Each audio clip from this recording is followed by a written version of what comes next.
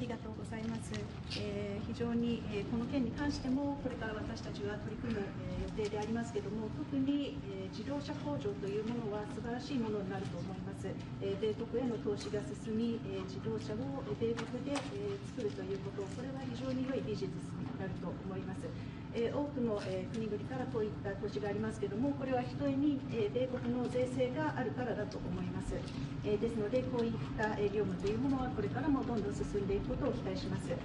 トヨタ氏ですけれども、私は彼に会ったこともありますし、彼は私の友人でもあります。ぜひとも彼によろしくお伝えしていただければと思います。また、貿易赤字に関してなんですけれども、今、日米の間で100億ドルほどの貿易赤字があります。これは日本が素晴らしい交渉力を持っているからだと思うんですけれども、これを均衡に戻す必要があると思いまして、これは各国とも私は常に言っていることですけれども、貿易をその均衡に戻す、これが一つの私の策でもあります。To what extent will you discuss North Korea today, sir? That'll always be a topic, especially with Japan. We will be discussing North Korea and many other things. We'll be spending pretty much the day, but that's always a topic. Mr. President, have you changed your mind about the sale of U.S. steel? No, I think we're going to be discussing that today.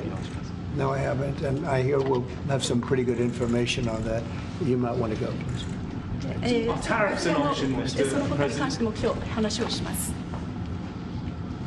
Have you? Okay.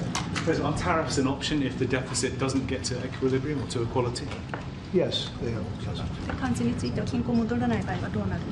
Mr. President, can you discuss what your plan is for reciprocal trade? Are you signing an EO on that today? I'll be announcing that next week, reciprocal trade, so that we're treated evenly with other countries. We don't want any more or any less. So I'll be announcing that next week. And many other things having to do not even with trade, but other things. But I'll be talking about reciprocal trade sometime next week. We'll have a news conference and we'll lay it out. Pretty simple. Every single country? It affects everybody, yeah. Reciprocal, yeah. We'll be talking about that next week. 首相にちょっと伺いたいんですけれども、今関税を課すという話になっているんですけど、関税が課されることについてはどのように考えていらっしゃいますか？お互いにそれが利益になるようにということが重要なことだと思っております。合衆国の発展、そして日本国の発展、そのために有益な制度となることを期待をしておりまして、具体的なことについてはまだこれからということになります。I understand that the key point in this regard is to make that for mutually beneficial. That means that would benefit the development of the United States as well as the development of Japan. And I do hope that whatever measures and actions should meet this criteria, meaning that serving the interest of both countries. But as to specifics, I understand that we are going to have further discussion. Correct. Mr. President, are there any specific concessions that you will be asking for from Japan that you can share? We'll be having, I think it'll be very easy for Japan. We have a fantastic relationship. I don't think we'll have any problem whatsoever. They want fairness also. それはうまく進むと思います。日本は素晴らしいパートナーですし、彼らもことがスムーズに進むことを期待していると思います。これは双方にとってです。Mr. President, do you have a reaction to the new Time magazine cover that has Elon Musk sitting behind your Resolute desk? タイムマガジンにイーロン・マスクが大統領の机の後ろで座っている写真がありますけれども、それに関するコメントは何かありますか？ Is Time magazine still in business? I didn't even know that. まだタイムマガジンは廃刊じゃないんですか？ Elon is doing a great job. He's finding tremendous fraud and corruption and waste. You see it with the USAID, but you're going to see it even more so with other agencies and other parts of government. He's got a staff that's fantastic. He's wanted to be able to do this for a long time, and everybody else knew it was existent, but I think never so much when you look at USAID. That's a fraud. The whole thing is a fraud. Very little being put to good use. Every single line that I look at in terms of events and transactions is either corrupt or ridiculous. And we're going to be doing that throughout government. And I think we're going to be very close to balancing budgets for the first time in many years. I think we're going to be very close to, in addition to monies coming in from tariffs, et cetera, et cetera. But no, he's doing a very good job. I'm very happy with it. Will you put Elon Musk up on the podium for us to ask him some questions, Mr. President, at any point? Will you put Elon Musk up on the podium for us to ask him some questions? Oh, sure. He'll be. He's not shy. Elon's not shy. Any further deliberations on Gaza, sir? The timetable for a takeover? No deliberations. It's been very well received, where basically the United States would view it as a real estate transaction, where we'll be an investor in that part of the world, and no rush to do anything. We wouldn't need anybody there. It would be supplied and given to us by Israel. They'll watch it in terms of security. We're not talking about boots on the ground or anything, but I think the fact that we're there, that we have an investment there, I think would go a long way to creating peace. We don't want to see everybody move back and then move out in 10 years. This has been going on for 50 years, much more than that. We just want to see stability. That would be having us have that particular piece in that particular location, I think would show great stability and would lead to great stability in the area for very little money, very little price, and we wouldn't need soldiers at all. That will be taken care of by others. And the investments are taken care of by others also.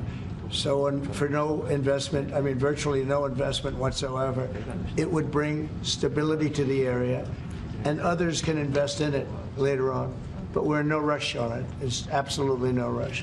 President Trump, do you believe DeepSeek is a national security threat, and how do you plan to collaborate on AI initiatives? On where? DeepSeek, do you believe it's a national security threat?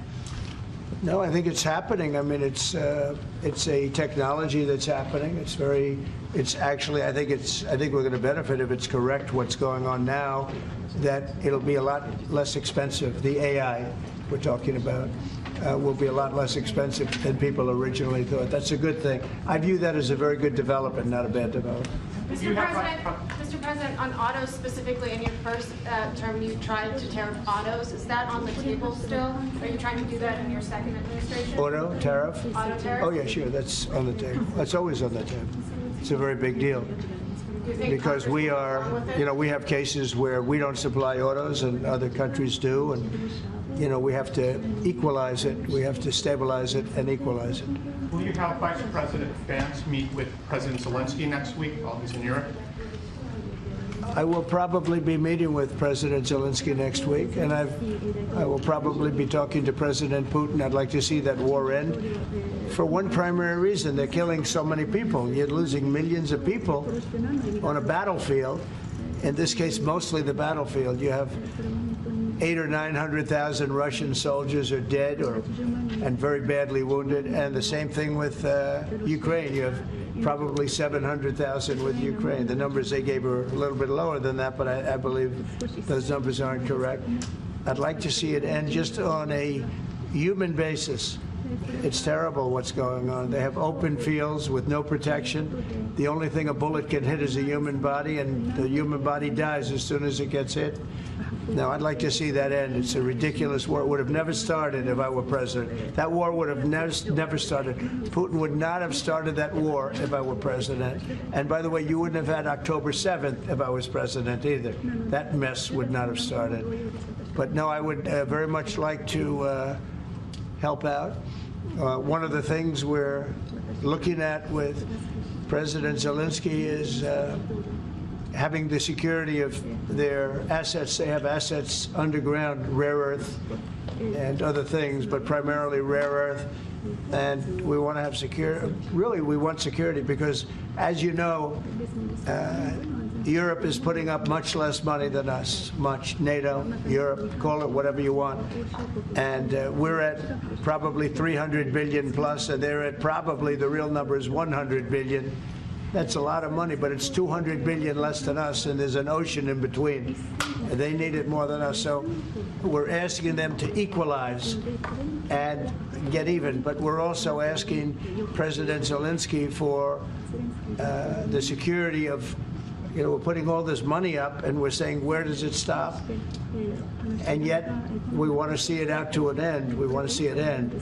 But we are going to be asking for the security, and we've already told him, of an equal amount of something where our money, I mean, the American taxpayers in for $300 billion. Biden never negotiated. He never told Europe to put in more money. And it got out of hand, just like NATO. NATO, we were paying almost 100% of NATO when I first came in. Everybody was taking advantage of the good old United States, but not anymore. So what, and now, if you speak to the Secretary General of NATO, who was very nice when he was here 2 weeks ago, he said what Trump did was amazing. He got everybody to pay. And to do that, you have to ask, and Biden never asked.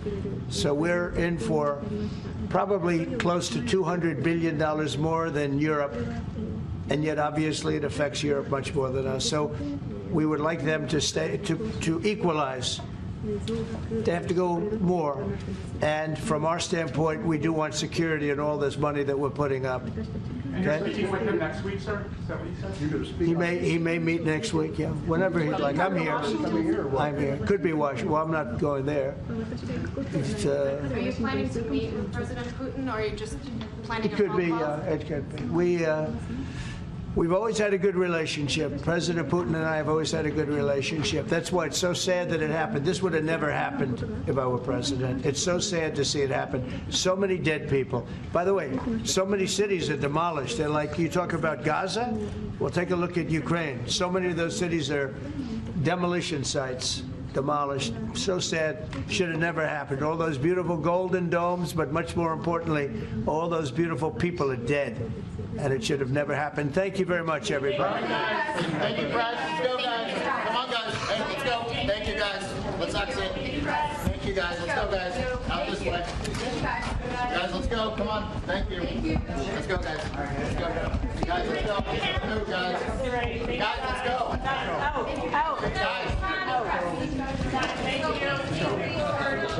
All right, guys.